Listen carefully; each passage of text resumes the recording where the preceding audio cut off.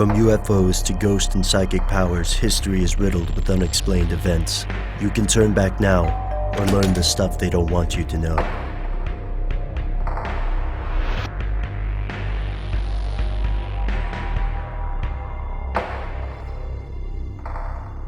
The Council on Foreign Relations was formed in 1921. Some believe this is the most powerful private institution in the United States, if not the world. To become a lifetime member of the Council, you must be a U.S. citizen or resident, nominated in writing by another full member, and sponsored by 3 more.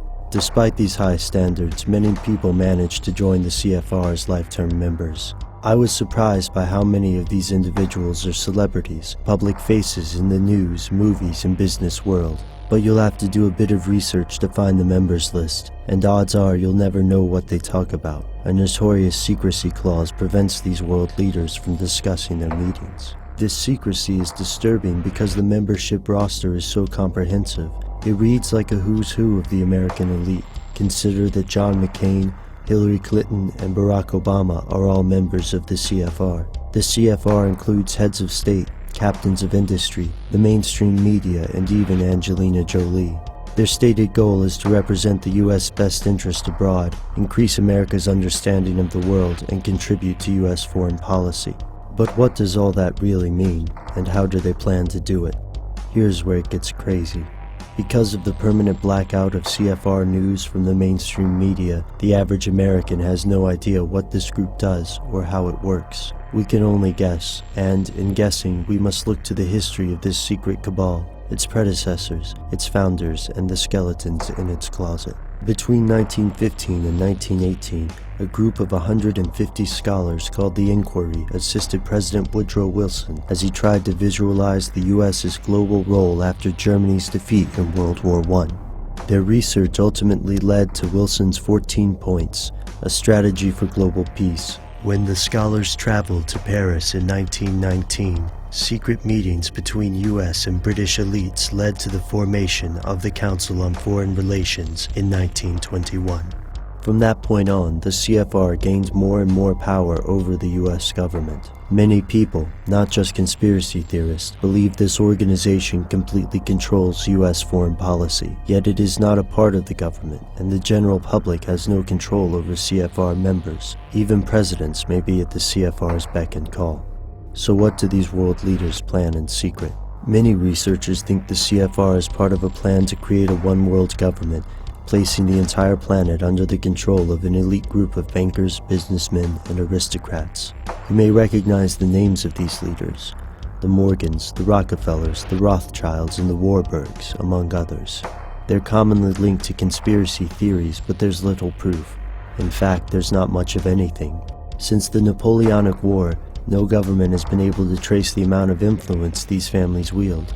No one knows how much money these families control or how many industries.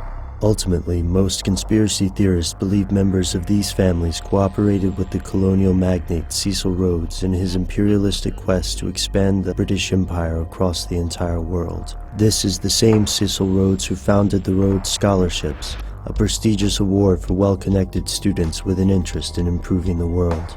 According to one popular tale, Rhodes left 7 secret wills to be read after his death. These wills laid the blueprint for a global secret society based on the practices of the Jesuits and the Freemasons.